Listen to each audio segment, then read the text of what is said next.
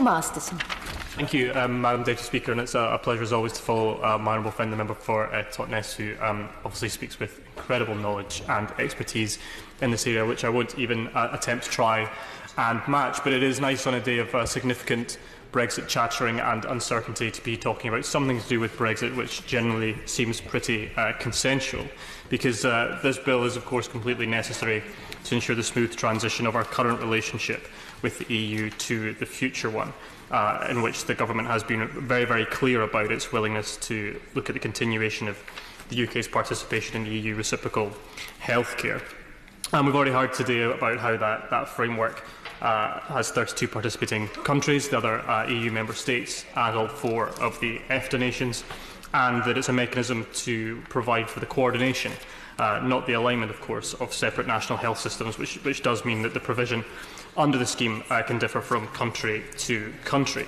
And there are 4 main routes for EU and EEA citizens to access healthcare in member states other than the one in which they're ordinarily resident, as we've heard, the European Health Insurance Card, the S1 system for state pensioners, the S2 system for planned treatment, and the Patient Rights Directive.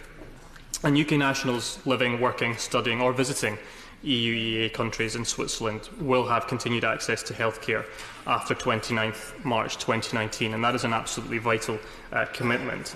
The government's position is, of course, to seek a wider agreement with the EU that covers state pensioners retiring to the EU with continued participation in the EHIC scheme and cooperation on planned medical treatment. That bill would allow for the implementation of such an agreement. And my honourable friend from North Thanet, when talking about expats, summed up very clearly why that is such an important issue for individuals who've lived here, paid their taxes here and moved abroad, and really need to know that this system is going to be continued and available to them. We know that there are approximately 27 million active UK EHIC cards in circulation in September 2017, including the one in my pocket. And of the 53 million visits made to the EU from the UK and the 25 million visits in reverse, only around 1% result in an EHIC claim. And I am glad that this bill establishes the basis for a new arrangement to allow that scheme to continue after 2020, of course subject to an agreement with the EU. Because there are 250,000 medical treatments each year, and it doesn't matter how well you know a country, how familiar you are. If you are abroad and you find yourself in need of medical treatment, it can be really quite frightening. There's enough for you to be thinking about without not knowing about what your access to healthcare is going to be. And I had experience with that myself in Portugal on my stag do. I won't go into the story as to why we ended up in a Portuguese hospital, but it involved a roof and a shoe, but we'll go no further. But knowing with some confidence that you're going to be able to access healthcare in a way that you should have made sure you were always covered for insurance and so on and so on, but just having that extra bit of comfort there is extremely important. And I do think it would be hugely damaging for us as a country going forward post-Brexit if we didn't have that level of assurance for our citizens going forward.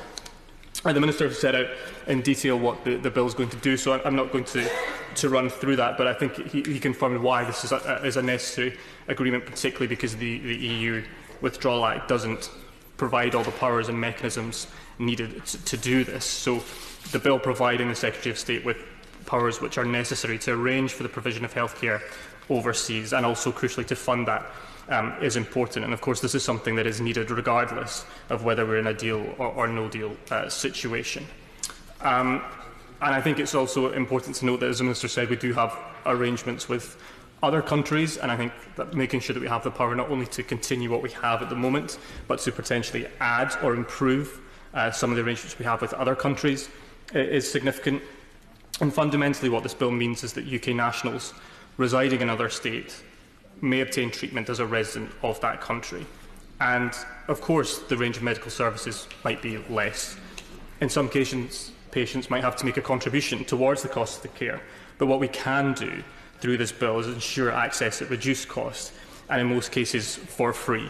And I just want to pick up very quickly on points that both the Shadow Minister and the SNP spokesperson made about devolution, which I think were very fair comments, that whilst this is a reserved mechanism, the provision of these services, of course, is devolved. It's the devolved administrations which have to provide structure and fund the services for EU nationals who rely on them. So I don't think it's a massive step to ensure that they are being appropriately involved. And I would be just interested to hear some of the comments about how we are working with the devolved administrations and the healthcare providers in the devolved nations just to ensure seamless continuity of this going forward. Thank you, Madam Deputy Speaker.